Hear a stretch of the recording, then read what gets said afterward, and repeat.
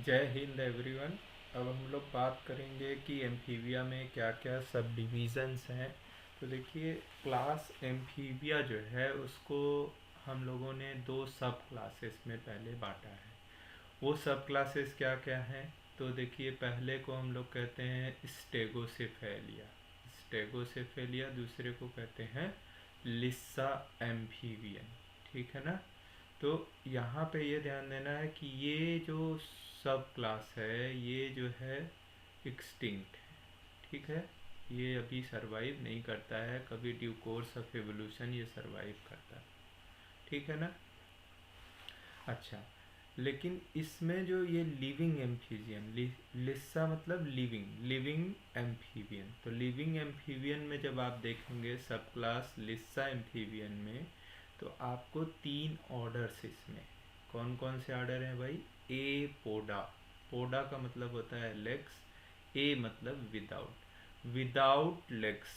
तो ये देख रहे हैं आप, एग्जाम्पल यहाँ पे दिखाया गया है एक थियोफिस का, इसको हम लोग देखेंगे डिटेल में।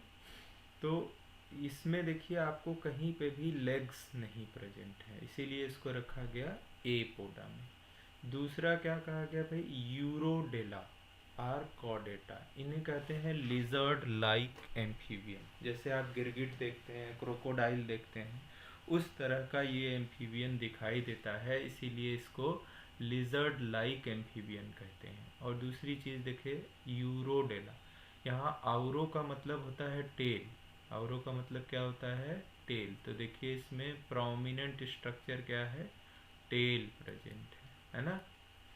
और इसमें तो टेल होगी या एब्सेंट भी होगी। ठीक है। अच्छा, तीसरी चीज़ देखिए, तीसरा जो ऑर्डर है वो है ए न्यूरा, औरा। ए मतलब विदाउट, औरा मतलब टेल, तो यहाँ कोई टेल जैसा स्ट्रक्चर इसमें प्रेजेंट नहीं होगा और नेक भी प्रेजेंट नहीं होगा। तो ये सबसे एडवांस टाइप भाई कहा जाए तो एम्फीबियन है, और ये जो है ये लिजर्ड लाइक एम्फीबियन है। और ये जो है बहुत हद तक ट्रांजिशन दिखाता है कि कैसे एम्फीबियन, इनके अंदर कुछ जो है करेक्टर जो है एपोडा में आपको मिलेंगे, वो रेप्टिलियन करेक्टर है ना? तो उसको हम लोग वन बाय वन देखेंगे। तो सबसे पहले चलिए देखते हैं कि ए पोडा विदाउट लेग वाला जो हमारे पास ऑर्डर है उसके क्या क्या कैरेक्टर्स हैं। ठीक है। तो ए पोडा में देखिए, ए पोडा के अंदर आपका जो जिम्नोफियोना भी से कहते हैं, ठीक है ना? तो इसमें देखिए कोई लेग जैसा स्ट्रक्चर आपको दिखाई नहीं दे रहा है, इसीलिए इसको लिम्बलेस बोलते हैं, है ना? या ये एक वर्म की तरह दिख रहा है ना? तो इसको वर्म लाइक भी बोलते हैं। ये बरो बना के रहते हैं, है ना? इनके ट्रॉपिकल फॉर्म्स को सिसिलियन भी कहा जाता है।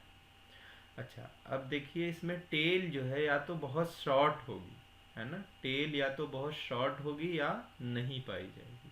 अगेन क्लोएका, क्लोएका के बारे में हम लोग बहुत बात कर चुके हैं। कॉमन ओपनिंग है, reproductive as well as excretory, है ना? ये टर्मिनल होता है, जब टेल नहीं होगी तो भाई टर्मिनल ही होगा। ठीक है। अच्छा, इसमें ये जो कैरेक्टर है डर्मल स्केल्स, देखिए ध्यान से, इसके बॉडी के ऊपर डर्मल स्केल्स पाई जा रही हैं, ट्रांसवर्स हैं ये, है ना? तो ये स्केल्स किसका करेक्टर है भाई?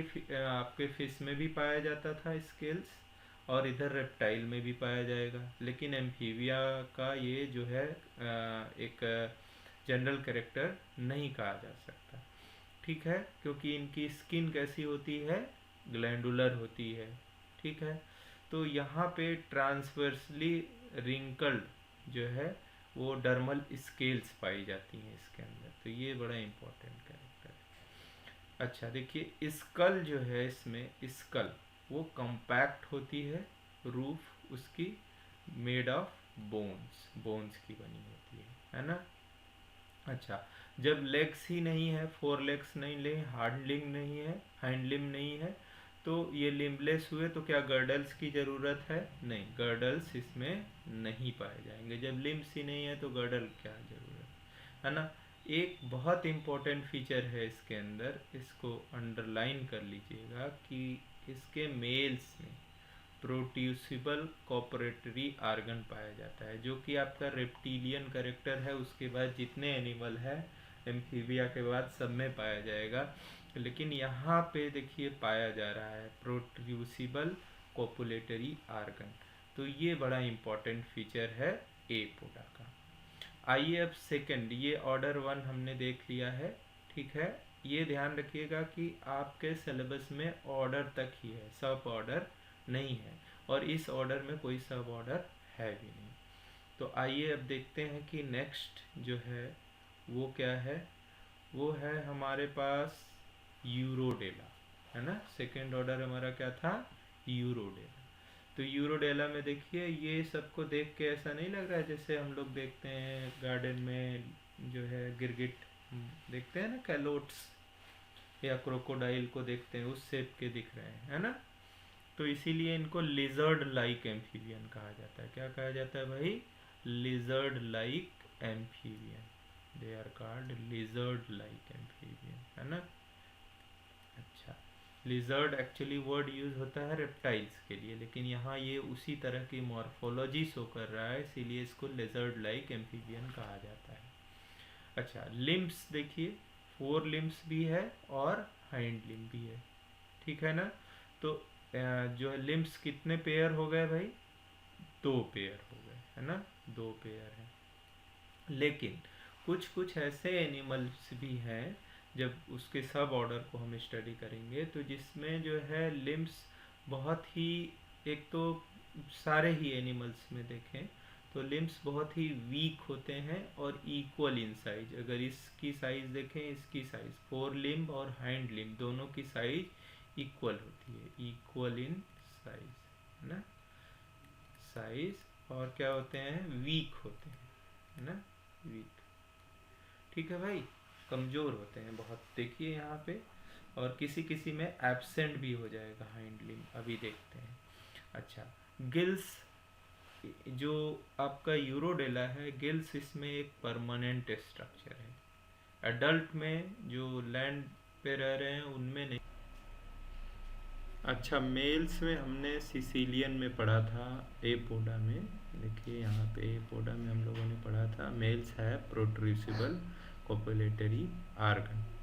लेकिन जब आप इसमें देखेंगे यूरोडोला में तो ये नहीं पाया जाता, यूरोडोला में इस तरह का कोई स्ट्रक्चर नहीं पाया जाता, ठीक है ना। अच्छा, लार्वा जो है एडल्ट लाइक टीथ पाए जाते हैं। अच्छा, एक इसमें बहुत इम्पोर्टेंट चीज़ होती है, उसको बोलते हैं मेटामॉर्फोसिस। तो मेटामॉर्फोसिस में यहाँ हम लोगों ने पहले भी डिस्कस किया है पीडोजेनेसिस, पीडोमॉर्फोसिस एंड प्रोजेनेसिस। तो ये दोनों देखिए जो आपको दिखाई दे रहे हैं, ये तो प्रोजेनेसिस के एग्जाम्पल है। लेकिन ये जो है वो एक्सोलॉटल लार्वा, ये एग्जाम्पल है आपका पीडोजेनेसिस का, है ना। पीडोजेनेसिस मतलब मॉर्फोलॉजिकल लार्वल फॉर्म है, लेकिन ये रिप्रोडक्टिवली मैच्योर हो जाता है, इसीलिए ये बहुत अच्छा एग्जाम्पल है पीडोजेनेसिस का। तो इसमें देखिए आपके ऑर्डर यूरोडेला में कितने सब ऑर्डर्स हैं, ये आपको इसमें 5 सब ऑर्डर्स हैं। तो एक तो है क्रिप्टोब्रैंकिया, आपको ऑर्डर तक ही पढ़ना है, तो उसके सब ऑर्डर का करेक्टर हम आपको नहीं बता रहे हैं, ठीक है ना। तो आप एग्ज़ाम में सीधे सीधे सब ऑर्डर्स के नाम लिख सकते हैं और उसके एक एक एग्जाम्पल। एम्बाइस्टोमा में, एम्बाइस्टोमा जो है आपका जो टाइगर सैलामेंडर है उसके लार्वा को एम्बाइस्टोमा बोलते हैं, तो उस तरह का होगा तो एम्बाइस्टोमाइडिया बोलेंगे।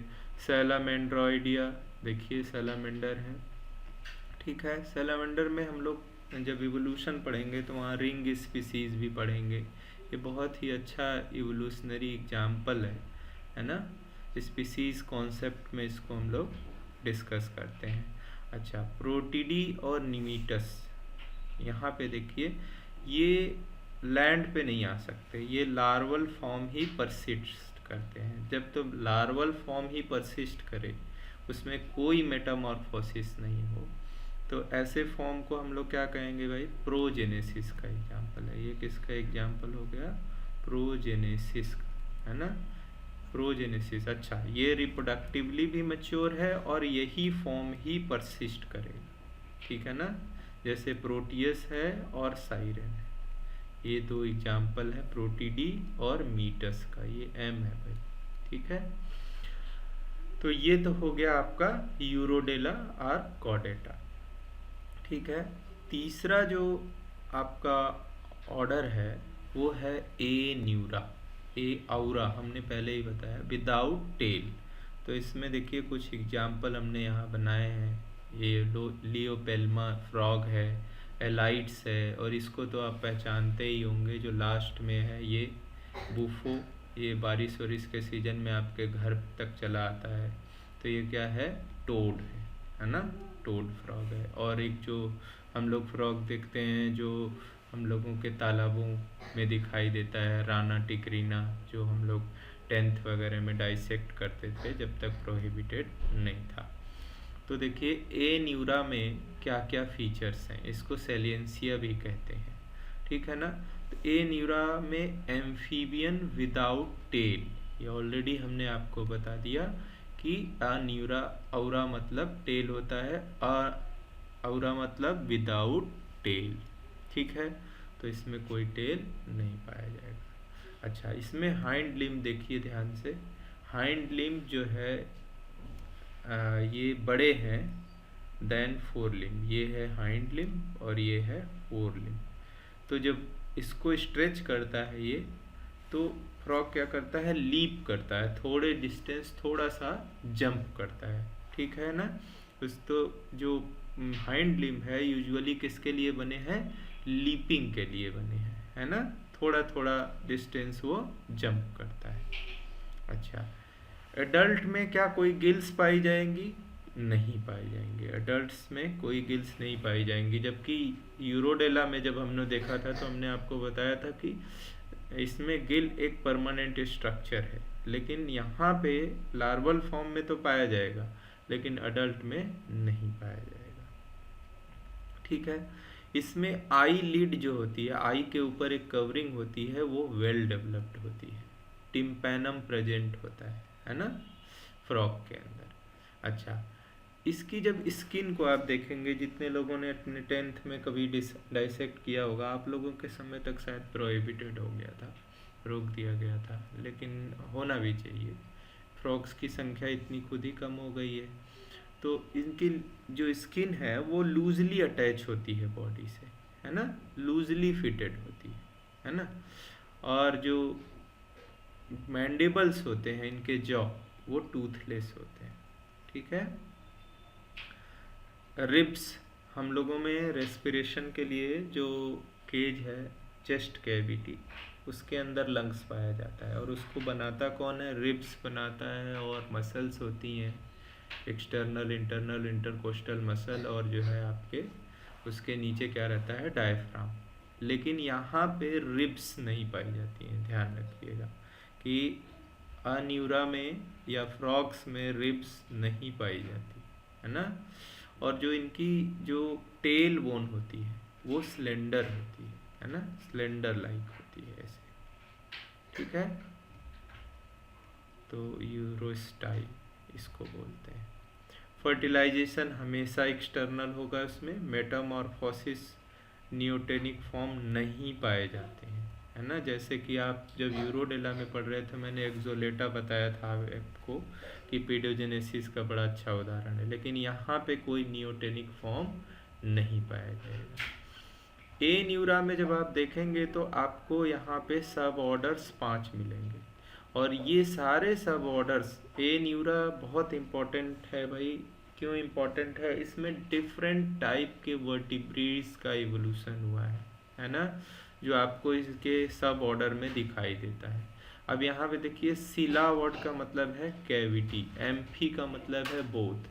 तो इनका जब वर्टिब्री देखेंगे आप, तो इनके दोनों साइड में अगर ऐसे कैविटी है तो इसको बोलते हैं एम्फी, मतलब बोथ, सिला मतलब कैविटी, एम्फीसिलस। ओपिस्थोसिलस, है ना, तो यहाँ पे भी सेम सेंट्रम जो है इनका ओपिस्थोसिलस होगा। एनोमोसिलस ये हो गया, प्रोसिलस ये हो गया, डिस्प्लेसियोसिलस राना टिग्रीना, है ना।